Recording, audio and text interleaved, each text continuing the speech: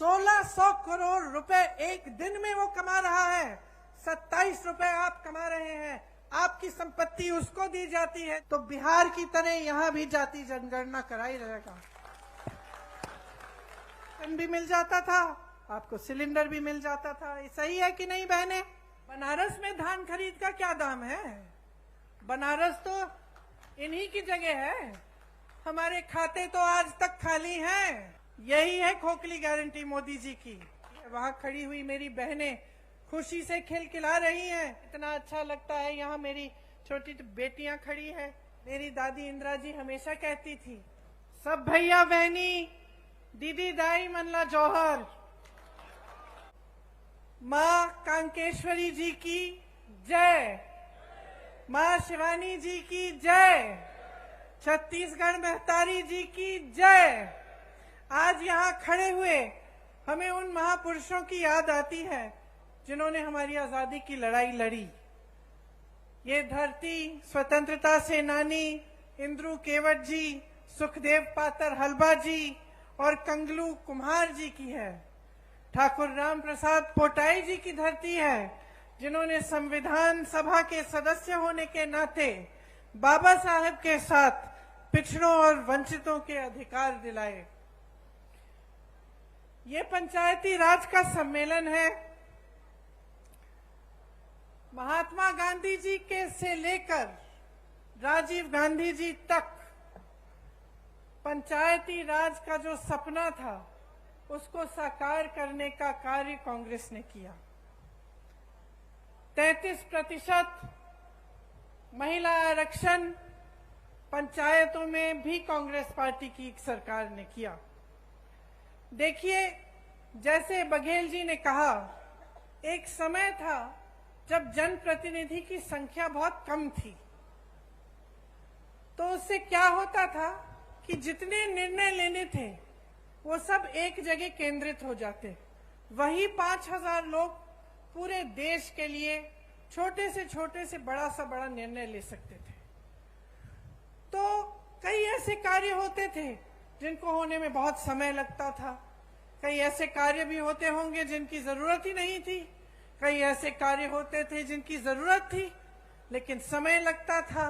दिल्ली जाना पड़ता था या रायपुर जाना पड़ता था या कहीं और आपके जिले में जाना पड़ता था अगर गांव का कार्य होता था।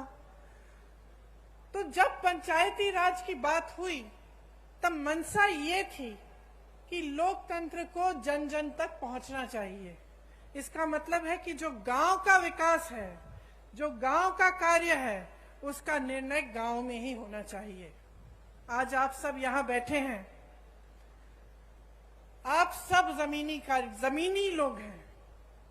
सबसे ज्यादा अच्छी तरह कौन जानता है कि गांव की जरूरतें क्या हैं, गांव के विकास के लिए क्या अच्छा रहेगा, कौन सा काम पहले करना चाहिए, किसकी ज्यादा जरूरत है, ये आप सब जानते हैं और आपसे बढ़कर कोई नहीं जानता। आज आपके हाथों में सत्ता है। आज पैसा सरकार आपके हाथों में भेजती है ताकि आप ये निर्णय ले सकें और गांव में आप खुद काम करा सकें। तो ये छोटी बात नहीं है, बहुत बड़ी बात है कि लोकतंत्र की नींव, इस देश की जितनी भी व्यवस्था है उसकी नींव आज पंचायतों में, गांव में, नगर पालिकाओं में है। तो आपकी जो जिम्मेदारियां हैं वो बहुत बड़ी जिम्मेदारियां हैं और मैं जानती हूं कि इन जिम्मेदारियों को आप बहुत निष्ठा के साथ पूरा करते हैं। यहाँ पे लिखा है छत्तीसगढ़ सरकार भरोसे की सरकार। भरोसा करते हैं आप इस सरकार में? जोर से बोलिए, करते हैं? क्यों करते हैं?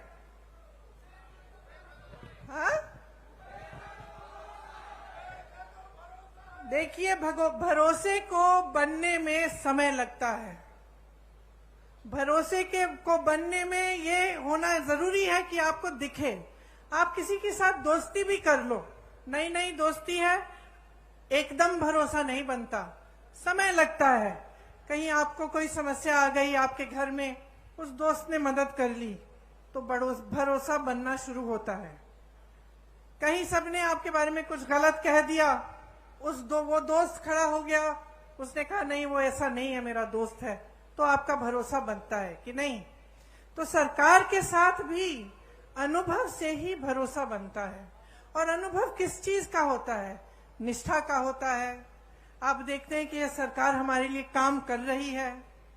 क्या इस सरकार के लिए जनता सर्वोपरि है कि नहीं?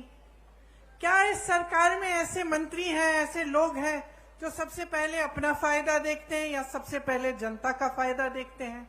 और जब आपको अपने अनुभव से पता चलता है कि हाँ हमारे गांव में काम हो रहा है, हमारे नगर में काम हो रहा है, प्रदेश का निर्माण हो रहा है, हमारी कोई समस्या होती है उसके हल के लिए कार्य हो रहा है, तभी आपका सरकार में भरोसा बनता है। तो आज अगर छत्तीसगढ़ की कांग्रेस की सरकार में आपका भरोसा है तो ये इस वजह से है कि छत्तीसगढ़ की जो कांग्रेस की सरकार है वो कांग्रेस की एक बहुत पुरानी परंपरा को आगे बढ़ा रही है। कैसे? आप तो जानते ही हैं कि मेरे परिवार का आपके साथ एक बहुत पुराना रिश्ता है। पंडित जवाहरलाल नेहरू जी यहाँ स्वतंत्रता संग्राम के दौरान आए, उसके बाद भी वो पूरे प्रदेश के कोने कोने तक उन्होंने दौरा किया, आपके पास आए, आपकी समस्याओं को समझा। इंदिरा जी 1972 में बस्तर में आई थी, शायद आपने भी एक फोटो देखी हुई होगी जिसमें वो नाच रही हैं कुछ आदिवासी बहनों के साथ। तो आपको याद है कि मेरे पिता और मेरी माता जी भी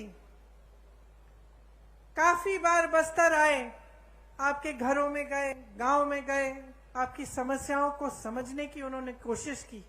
और सिर्फ मेरे परिवार के सदस्यों ने नहीं, लेकिन कांग्रेस के जितने भी नेता रहे उन्होंने हमेशा ये प्रयास किया कि आपको समझें, आपकी समस्याओं को समझें और गहरी तरह से उनको सुलझाने की कोशिश करें। इसीलिए आपका भरोसा, आपका रिश्ता मेरे परिवार के सदस्यों से बना, कांग्रेस पार्टी से बना और आज कांग्रेस की सरकार से बना है। आपको पता नहीं होगा शायद कि जब मेरी दादी इंदिरा जी यहाँ आई थी तब स्वामी आत्मानंद जी से उन्होंने कहा था कि हम यहाँ का विकास कराएंगे और यहाँ के बच्चों को शिक्षित कराएंगे। तो आप ये इस बात का मिसाल कि कांग्रेस पार्टी की पुरानी परंपरा को आज कायम रखने का काम हमारी सरकार कर रही है, यही मिसाल है कि इंदिरा जी ने उस समय कहा था, भूपेश बघेल जी आज कर रहे हैं। स्वामी आत्मानंद जी के नाम से जिले जिले में नए विद्यालय खोले हैं। यहाँ मैं स्टॉल में गई तो मैं कुछ बच्चों से मिली, कितना गर्व होता है, मुझे गर्व होता है, आपको तो और भी गर्व होता होगा कि यहाँ के बच्चे पढ़ाई कर रहे हैं, आगे बढ़ रहे हैं। किसी ने नीट की परीक्षा पास की है, किसी ने जी की परीक्षा पास की है। तो आपको कितना गर्व होगा कि आज जो आपके प्रदेश में सरकार है वो आपको आगे बढ़ाने का काम कर रही है। आज बस्तर एक अंतरराष्ट्रीय नाम बन गया है, ब्रांड बन गया है। यहाँ एक मॉडल बना है मिलेट प्रोसेसिंग प्लांट का। ये एशिया का सबसे बड़ा मिलेट प्रोसेसिंग प्लांट है। और इसमें विजन देखिए, ये बात देखिए कि ये बहुत आधुनिक चीज है एक तरह से, क्योंकि आजकल ये बात बहुत चल रही है कि जैसे मिलेट के जो पदार्थ हैं वो सेहत के लिए बहुत अच्छे हैं। पूरी दुनिया भर में लोग इसकी डिमांड कर रहे हैं और एशिया में सबसे बड़ा प्लांट कहाँ है? यहाँ बस्तर में है। कोदो, कुटकी, रागी और ज्वार की खेती यहाँ पे किसानों की आय बढ़ा रही है। बस्तर एक पर्यटन स्थल बन गया है जहाँ देश भर से लोग आते हैं आपकी प्रकृति की सुंदरता को देखने के लिए। बहुत लोगों को रोजगार मिला, आपकी संस्कृति, आपकी हुनर, आपकी कला को बढ़ावा मिला है और उसको बदलने की कोई कोशिश नहीं कर रहा है। आप पर कोई अपनी संस्कृति को ठोसने की कोई कोशिश नहीं कर रहा है, आप ही की संस्कृति को आगे बढ़ाया जा रहा है। 60 से ज्यादा वन उपज आज समर्थन मूल्य पर खरीदे जा रहे हैं। देश में कुल वन उपज जितने भी हैं उनमें सबसे ज्यादा योगदान छत्तीसगढ़ से है। लखनपुरी चरामा में रोजगार बनाने के लिए औद्योगिक क्षेत्र विकसित किए गए हैं। तो इतना सारा काम आपके क्षेत्र में हो रहा है। भाजपा के राज में क्या था, मेरे से अच्छी तरह आप जानते हैं। हिंसा का राज था, लोग यहां आने से डरते थे। निर्दोष आदिवासी भाई बहनों को जेल में डाल दिया जाता था। हर तरफ हिंसा, भय और उत्पीड़न था। आज कांग्रेस की सरकार ने खूब परिश्रम करके 5 सालों के अंदर अंदर आपको उस हिंसा की जाल से निकाला है और आपको प्रगति, इसीलिए आज भी उनके गुजर जाने के 30 साल से ज्यादा गुजर गए, लेकिन आज भी आप उनकी याद करते हैं और उन पर आज भी भरोसा है। बघेल जी की सरकार पर भी इसी तरह से आपका भरोसा है, क्योंकि उन्होंने गरीबों के लिए, पिछड़ों के लिए, आदिवासियों के लिए, भाई बहनों के लिए इतना काम करके आपको दिखाया है। आप जानते हैं कि गांव में मनरेगा लाने वाली भी कांग्रेस पार्टी थी और यह आपका सौभाग्य है कि कांग्रेस की सरकार है आपके प्रदेश में, तो इन चीजों पर रोक नहीं है। कल मैं मध्य प्रदेश में थी और मुझे बताया गया कि मध्य प्रदेश में पंचायतों की जो सत्ता है, पंचायतों को जो पैसा मिलता है, उसमें काफी रोक आया है, काफी कम हो चुका है और काफी पंचायतों की शक्ति को कम किया गया है। तो यहाँ कांग्रेस की सरकार है, आपको मजबूत बनाने का काम किया जाता है।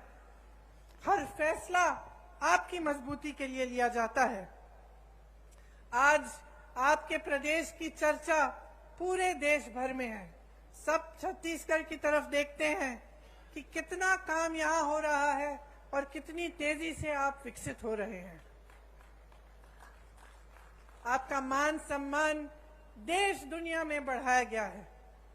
सबसे बड़ी खुशी की बात यह है कि यहाँ विकास हर गांव में हो रहा है, किसान मजबूत हो रहा है, यहाँ का किसान खुश है। बाकी प्रदेशों में हम जाते हैं तो दुखी हैं किसान, त्रस्त हैं, परेशान हैं। यहाँ आते हैं तो किसान खुश हैं। और जितने भी ये कार्य हो रहे हैं, सबसे बड़ी बात तो ये है और खुशी की बात ये है कि ये स्थानीय निकायों के माध्यम से लागू हो रहे हैं। इसमें धरातल और लोकतंत्र मजबूत हो रहा है। आम जनता के हाथों में शक्ति दी जा रही है और सत्ता आपके हाथों में रहेगी। जबकि पूरे देश भर में जहां जहां भाजपा की सरकारें हैं, वहां ऐसा नहीं है। वहां पंचायतों का वित्तीय अधिकार भी कम हो रहा है। मौजूदा छत्तीस सरकार ने पेशा कानून पास करके पंचायत प्रतिनिधियों को और भी मजबूत बनाया। ये आप सब अच्छी तरह से जानते हैं। आज यहाँ स्थानीय निकायों के लिए अरबों रुपए का विकास कार्यों का भूमि पूजन और लोकार्पण किया गया है। आप सबको गर्व होना चाहिए कि ये सारा काम आपके प्रदेश में हो रहा है और आप ही के जरिए हो रहा है। देखिए, पंचायत प्रतिनिधियों को वित्तीय अधिकार देकर कांग्रेस ने ये साबित किया है कि असली लोकतंत्र का अर्थ क्या होता है, कि किसी कमरे में बैठे आपके लिए कोई अधिकारी निर्णय नहीं ले रहा है, आप खुद अपने लिए सही निर्णय ले रहे हैं। भाजपा ने क्या किया, इसका एकदम विपरीत किया है। हमारे प्रधानमंत्री जी को देखिए, जैसे बघेल जी ने कहा, देश की सारी संपत्ति अपने अरबपति मित्रों को दे दी, लाखों करोड़ों के इनके कर्ज माफ कर लिए। जब किसानों को के कर्ज को माफ करने की बात उठती है तो कहते हैं कि पैसा नहीं है। यहाँ छत्तीसगढ़ में कांग्रेस की सरकार ने कर्ज माफ करने का काम 24 घंटों के अंदर अंदर किया। इन्होंने क्या किया, प्रधानमंत्री जी अपने लिए दो हवाई जहाज खरीदते हैं। 8,000 करोड़ का एक हवाई जहाज अपने लिए। सुन लीजिए, 20,000 करोड़ का नया संसद बनाते हैं, जबकि एक अच्छा खासा संसद हमारे देश में है। 27,000 करोड़ का एक यशोभूमि नया बड़ा हॉल बनता है, 27,000 करोड़ का। और जब ओपीएस की बात होती है, पेंशन की बात होती है, आप सरकारी कर्मचारी हैं, यहाँ खड़े हैं, जब आपके पेंशन की बात होती है तो क्या जवाब देते हैं? कहते हैं कि पैसा नहीं है। तो अपनी शान बढ़ाने के लिए, अपनी आन बान शान बढ़ाने के लिए, बड़ी बड़ी इमारतों को बनाने के लिए पैसा है, अपने उद्योगपति दोस्तों के कर्ज माफ करने के लिए पैसा है, अपने देश की संपत्ति को अपने उद्योगपति दोस्तों को सौंप सकते हैं, लेकिन आपका पेंशन नहीं दे सकते जो आपकी मांग है। आज छत्तीसगढ़ की सरकार आपको पुराना पेंशन दे रही है, क्योंकि जब नियत सही होती है तो जो जनता के लिए अच्छा होता है वो सरकार करती है।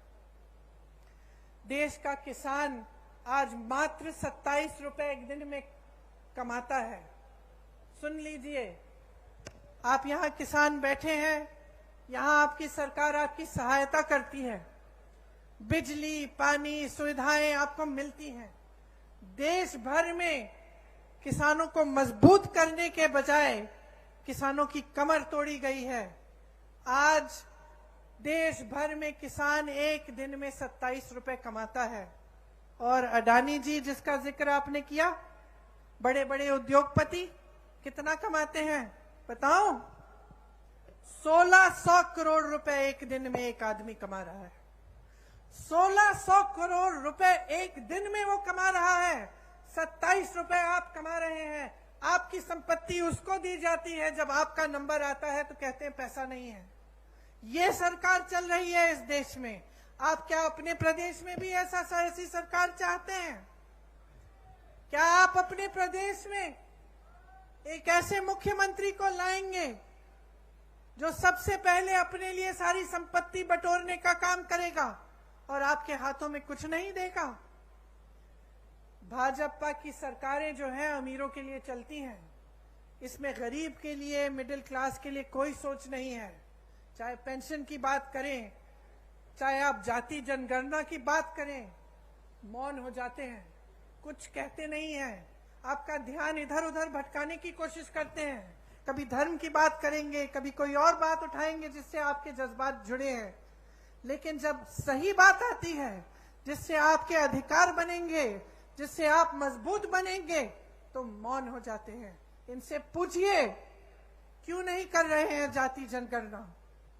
आज मैं यहां खड़े हुए घोषणा करना चाहती हूं, बघेल जी से मैंने बात की है, अगर हमारी सरकार दोबारा छत्तीसगढ़ में आएगी तो बिहार की तरह यहां भी जाति जनगणना कराई रहेगा।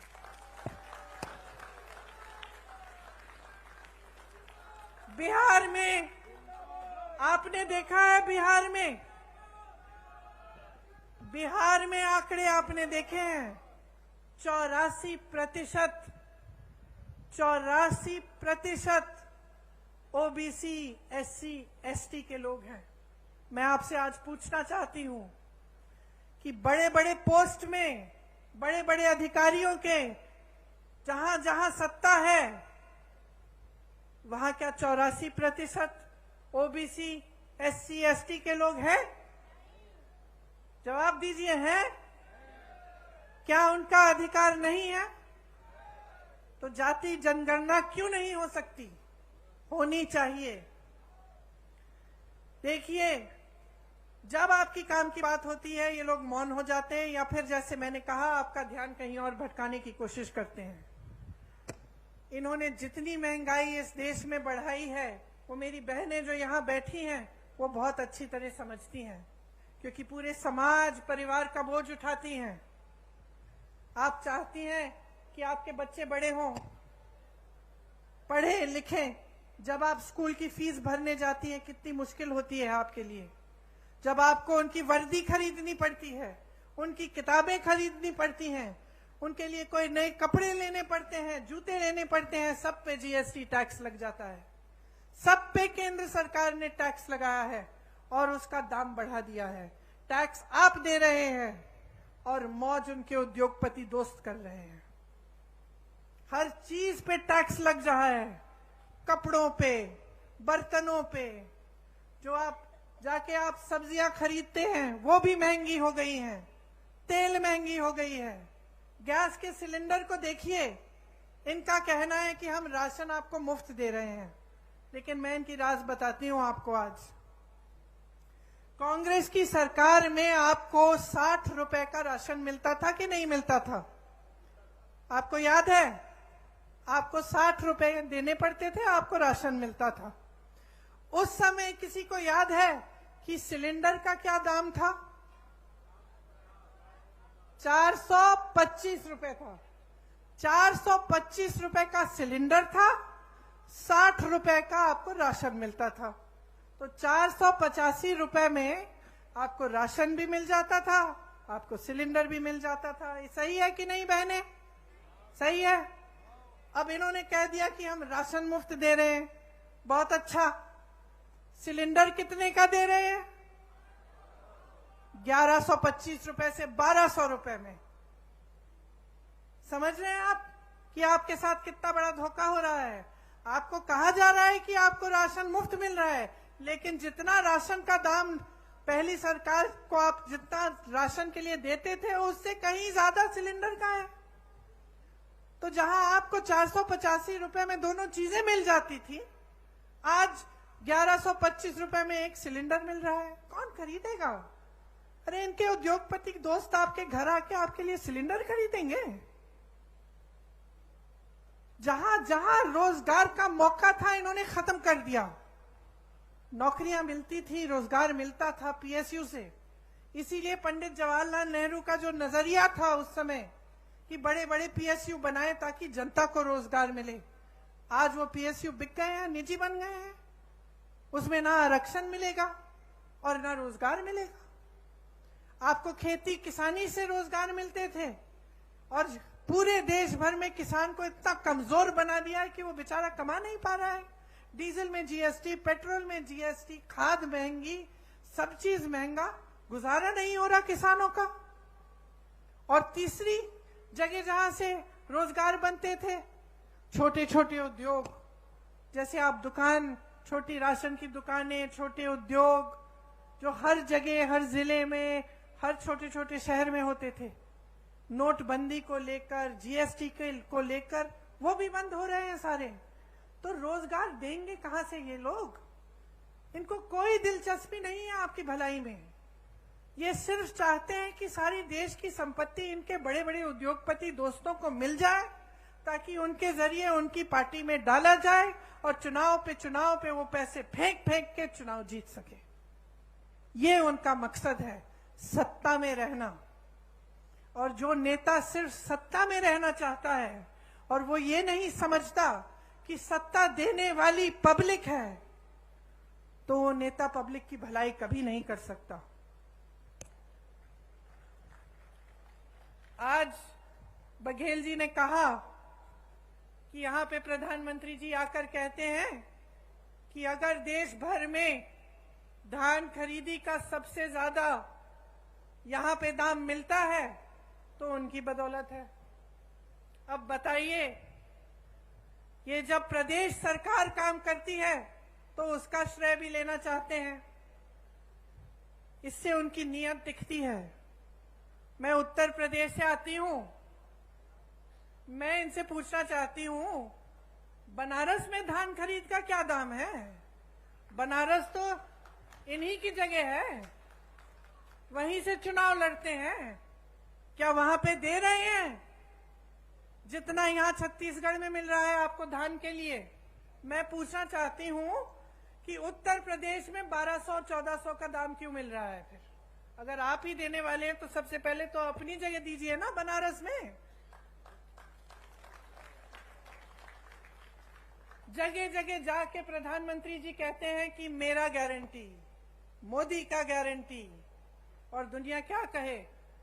क्या कहे दुनिया इस मोदी जी के गारंटी का कि जब आपने 15 लाख का गारंटी दिया था, हमारे खाते तो आज तक खाली हैं। ये आपका गारंटी क्या है? आपने कहा था कि आप करोड़ों रोजगार देंगे, क्या हुआ? तमाम नौजवान बेरोजगार खड़े हैं आपके केंद्र सरकार में, इतने पद खाली हैं, आपने भरे ही नहीं। कहां गई आपकी गारंटी? कौन सी खोखली गारंटी है? आपने कहा था बेरोजगारी को मिटाएंगे। आज 45 साल में सबसे ज्यादा बेरोजगारी हमारे देश में आपकी बदौलत है। जब आपसे सवाल पूछे जाते हैं तब आप कोई नई गारंटी निकाल देते हैं।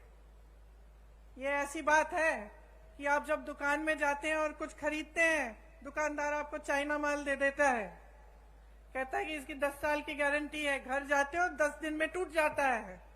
यही है खोखली गारंटी मोदी जी की। कोई गारंटी नहीं है। ये जो भरोसा लिखा है ना, ये भरोसा टूट गया है इनमें। पूरा देश देख रहा है, आपका प्रदेश देख रहा है, देश देख रहा है कि जो मुंह से निकलता है वो जमीन पे काम कभी उतरता नहीं है इनका। कुछ कुछ कहते रहते हैं, लेकिन जब कार्य करने का काम होता है, विकास करने का काम होता है, तो क्या होता है? बड़ी बड़ी इमारतें बनती हैं, नया संसद बन रहा है 20,000 करोड़ का, हॉल बन रहे हैं 27,000 करोड़ के, लेकिन आपका विकास नहीं हो रहा है। आपके पैसे, आपकी संपत्ति आपसे छीनी जा रही है, गरीबों से छीन कर अमीरों को दी जा रही है, बड़े बड़े उद्योगपतियों को सींचा जा रहा है, और ये आपकी संपत्ति है। इसलिए आज यहां खड़े होकर मैं आपसे कहना चाहती हूं कि एकदम जागरूक बन जाओ। यहां जो प्रदेश में सरकार चली है उसने आपके लिए काम किया है, और सबसे बड़ा काम जो किया है कांग्रेस की सरकार ने, वो आपकी संपत्ति दोबारा आपके हाथों में डालने का काम किया है। आपसे छीना नहीं है। जो आपका अधिकार था वो आपको वापस दिया है। जो आपकी संपत्ति है वो आपके हाथों में डाली है। 5 सालों में लगभग 2 लाख करोड़ रुपए जनता के हाथों में गए हैं छत्तीसगढ़ में। यहाँ के 40 लाख लोग गरीबी रेखा से बाहर आए हैं 5 सालों में। गढ़बो नवा छत्तीसगढ़ के नारे के साथ किसानों, गरीबों, आदिवासियों और छत्तीसगढ़ महतारी को मजबूत करने के लिए योजनाएं बनी हैं।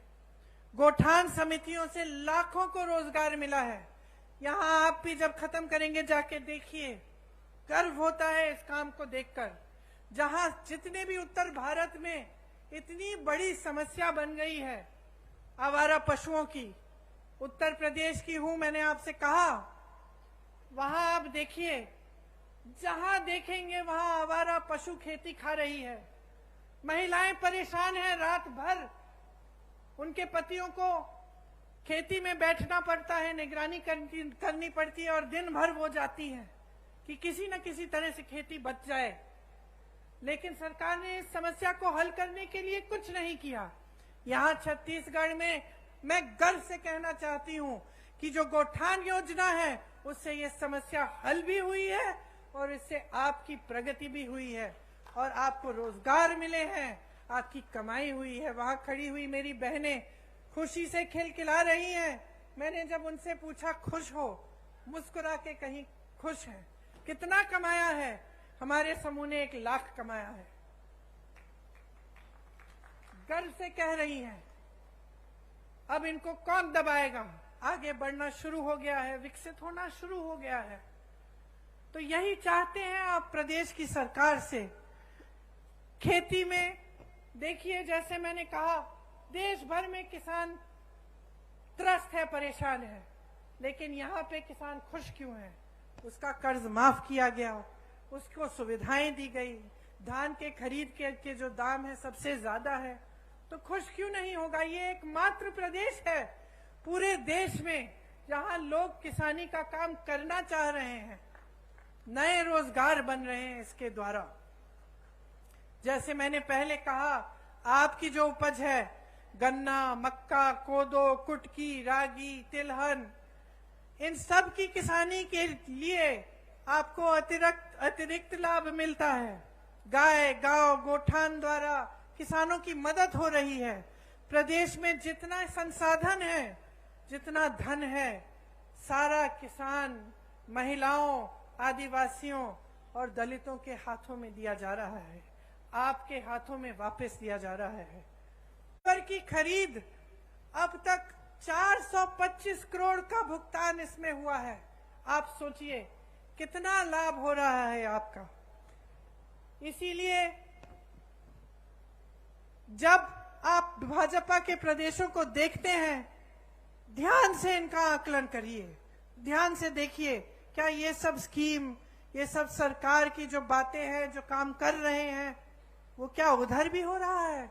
और आपको पता, सच्चाई पता चल जाएगी।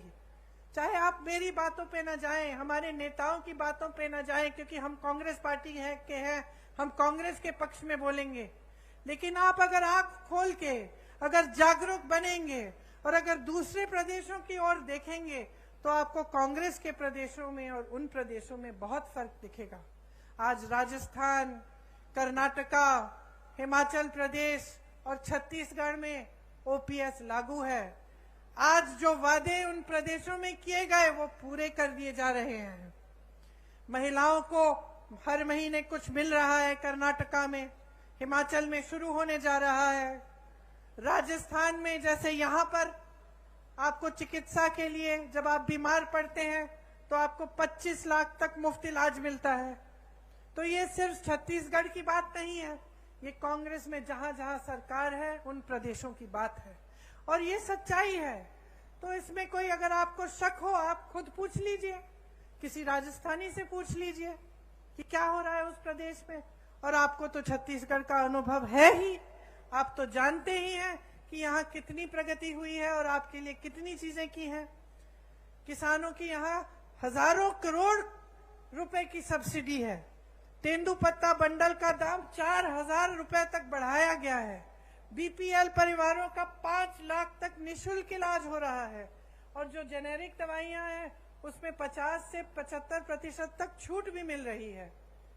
महिलाओं के लिए मेरी बहनें कितनी योजनाएं हैं, मैं गिनवा सकती हूँ आपको।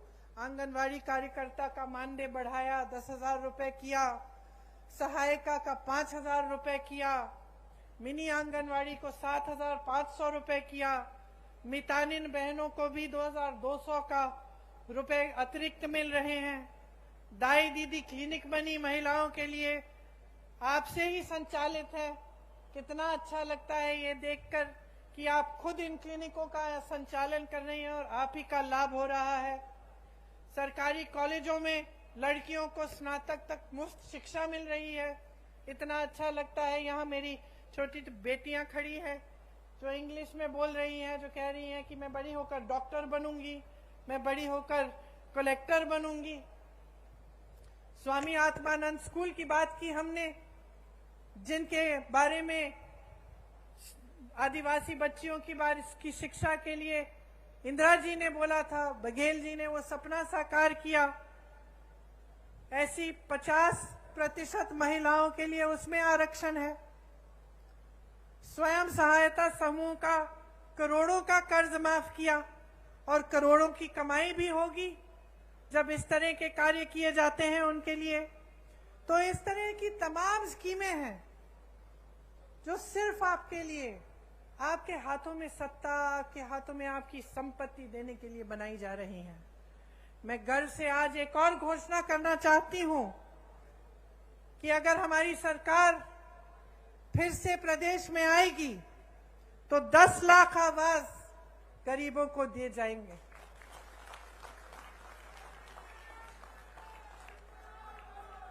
छत्तीसगढ़ का जो मॉडल है वो एक ऐसा विकास का मॉडल है जिसमें ग्रामीण अर्थव्यवस्था को मजबूत किया जा रहा है, ग्रामीणों के जेब में पैसा डाला जा रहा है, ग्रामीण रोजगार बढ़ाया जा रहा है। यहां से पलायन की जरूरत ही नहीं पड़ेगी, उल्टा पलायन यहां होगा, क्योंकि इतना रोजगार, इतनी प्रगति यहां प्रदेश में हो रही है कि सबसे पहले तो कोई छोड़ के जाना नहीं पड़ेगा किसी को रोजगार ढूंढने के लिए, और दूसरा लोगों को लगेगा कि चलो हम छत्तीसगढ़ जाएं, वहां पे व्यापार करेंगे तो हम वहां विकसित हो सकेंगे। तो ये एक बहुत बड़ी बात है कि आज छत्तीसगढ़ की पूरी देश भर में पहचान है। आपका आत्मसम्मान बुलंद हुआ है। यहाँ आदिवासी संस्कृति है। मेरी दादी इंदिरा जी हमेशा कहती थी कि ये सबसे अच्छी संस्कृति है क्योंकि इसमें प्रकृति का आदर है। आज देवगुड़ी के द्वारा जो आपने देवगुड़ियों के लिए बजट दिया है, उसके द्वारा आपकी संस्कृति के बारे में पढ़ाया लिखाया जाएगा। आपकी संस्कृति जीवित रहेगी और उसको और मजबूत बनाया जाएगा। ये सब चीजें हैं जिसके जरिए छत्तीसगढ़ आर्थिक, सामाजिक और सांस्कृतिक तौर पर भी विकसित होगा। आप तो जानते ही हैं कि यहाँ राम सीता वन गमन पथ बनाया है। भगवान राम जी ने अपने 14 वर्ष वनवास के यहीं बिताए। जहां जहां भगवान राम जी और मां सीता जी के चरण पड़े, उनमें से 75 स्थलों की पहचान करके उनको पर्यटन तीर्थों के रूप में विकसित किया जा रहा है। तो ये सारी बातें मैंने आपको बताई हैं, लेकिन मैं जानती हूं कि इनका अनुभव आपको है। आप खुद देख रहे हैं कि आपके प्रदेश में खुशहाली आ रही है। तो मैं सिर्फ ये कहना चाहूंगी आपको कि चुनाव आ रहा है, शायद कल घोषित हो जाएगा। कुछ दिनों में पोलिंग का दिन आएगा। आप सब, खासतौर से मेरी बहनें, आप अपना वोट डालने जाएंगी।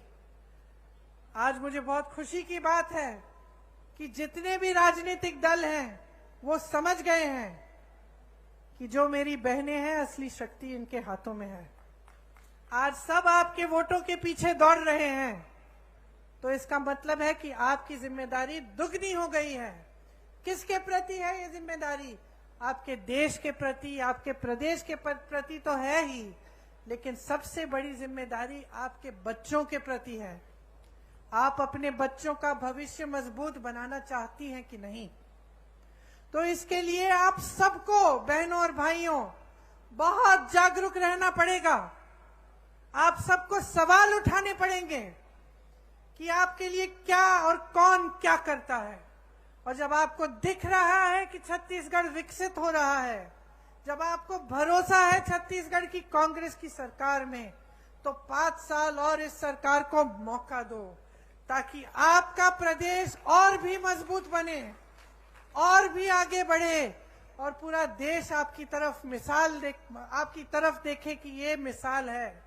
प्रदेश ऐसे चलना चाहिए, ऐसे विकसित होना चाहिए, और जो सरकार काम करती है इसी तरह से सरकार को काम करना चाहिए।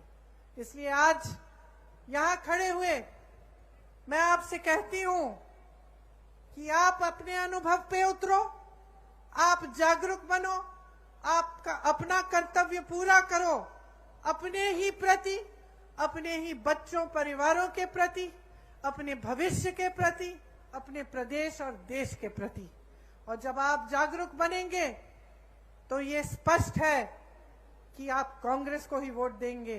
क्यों? आप अंदर जानते हैं कि कांग्रेस के ने आपके लिए दिन रात एक करके काम करके दिखाया है। आप सबने बहुत ध्यान से मेरी बातों को सुना। आज गर्मी भी है काफी। मेरी बहनों को मैंने पैदल चलते हुए देखा जब यहाँ आ रही थी, तो मैं दिल से आपको धन्यवाद देना चाहती हूँ कि आप यहाँ आए और आपने मेरी बातें इतनी ध्यान से सुनी। एक बार मेरे साथ कहिए, छत्तीसगढ़ महतारी की, छत्तीसगढ़ महतारी की, छत्तीसगढ़ महतारी की जय हिंद। धन्यवाद। प्रियंका गांधी जिंदाबाद, प्रियंका गांधी जिंदाबाद। अब मैं हमारे मुख्यमंत्री जी से निवेदन करूंगा कि आदरणीय प्रियंका जी को, जो यहीं के कलाकारों ने इंदिरा जी की काष्ठ कला से बनाया है, उसकी स्मृति चिन्ह भेंट करें। मैं प्रभारी मंत्री से निवेदन करूंगा कि राजीव जी का जो काष्ठ कला से बना है वो आदरणीय प्रियंका जी को भेंट करने का कष्ट करें। अनिला भेड़िया जी।